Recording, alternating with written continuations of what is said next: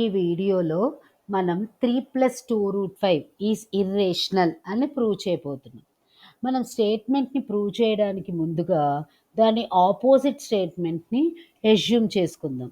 అంటే 3+2√5 ఒక rational number అని. Let us consider that 3+2√5 is a rational number.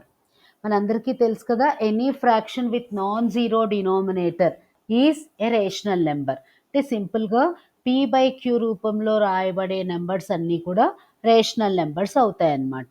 So మనం చేసుకున్న ఎజంప్షన్ ప్రకారము 3+2√5 ఈజ్ ఈక్వల్ టు p/q అయిందనుకుంటే, దాన్ని ఫర్దర్గా సింప్లిఫై చేస్తే 3+2√5 ఈజ్ ఈక్వల్ టు a/b అవుతుంది. ఇక్కడ a అండ్ b అనేవి కో ప్రైమ్ నెంబర్స్ అన్నమాట.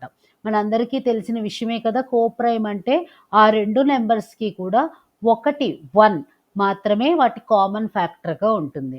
మనం తీసుకున్న స్టేట్మెంట్ ప్రకారము, మనం ఎస్యూమ్ చేసుకున్న స్టేట్మెంట్ ప్రకారము 3+2√5 ఈజ్ ఈక్వల్ టు a/b అయిందనమాట. దాన్ని ఫర్దర్గా సింప్లిఫై చేస్తే 2√5 ఈజ్ ఈక్వల్ టు a/b - 3 అవుతుంది. ఇంకా సింప్లిఫై చేయగా 2√5 is equal to a - 3b/b అవుతుంది. ఇంకా సింప్లిఫై చేస్తే ఈ 2ని మనం డినామినేటర్లోకి తెచ్చుకోవచ్చు కాబట్టి √5 is equal to a - 3b/2b అవుతుందన్నమాట. అంటే a - 3b/2b అది ఒక రేషనల్ నెంబర్. ఎందుకని?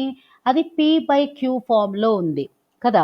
కాబట్టి మనకేం తెలుసు, √5 ఈజ్ ఈక్వల్ టు ఒక రేషనల్ నెంబర్ అయింది ఇక్కడ. కానీ మన అందరికీ తెలుసు కదా, √5 ఈజ్ అన్ ఇర్రేషనల్ నెంబర్.